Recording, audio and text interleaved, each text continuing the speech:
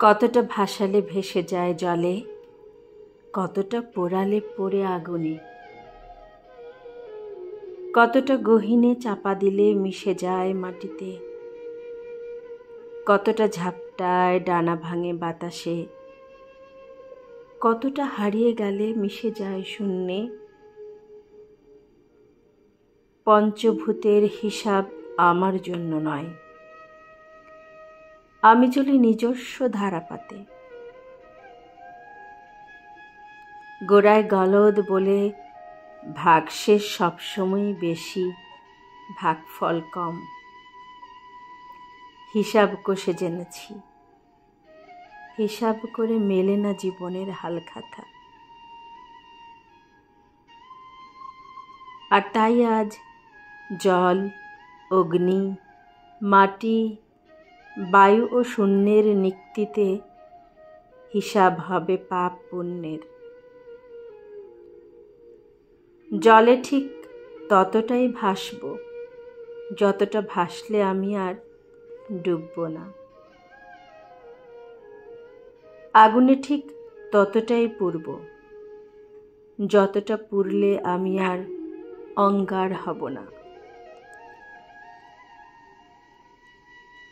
মাটির ঠিক ততটাই গহীনে যাব যতটা গহীনে গেলে আমি আর বটমূল হব না। বাতাসে ঠিক ততটাই ভাসব যতটা ভাসলে আমি আর হব না সুতোয় বাঁধা ঘুড্ডি।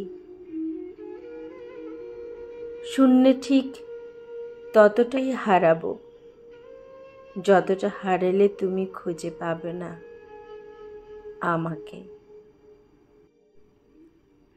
কাল ভোরে আমি আবার জন্ম নেব আগুন থেকে। আমার চোখের কোলের কালি, ফুসফুসের ফুরিয়ে যাওয়া বাতাস, ঝিমিয়ে ঝিমিয়ে কাজ করার হৃৎপিণ্ড নিয়ে আমি আবার পাড়ি দেব মরুভূমি। মরীচিকাকে মরুদ্যান মনে করে আবারও আহত হব, কিন্তু বদ্যি বাড়ি আর যাব না। সব অসুখের চিকিৎসা নেই, সব অসুখ ভালো হয় না, সব অসুখ ভালো হতে নেই। তাই বদ্যি বাড়ি আর যাব না, বদ্যি বাড়ি আর যাব না। কবিতাটি লিখেছেন কিশোর জাবিন তার ছকে বাঁধা রানী কাব্যগ্রন্থে।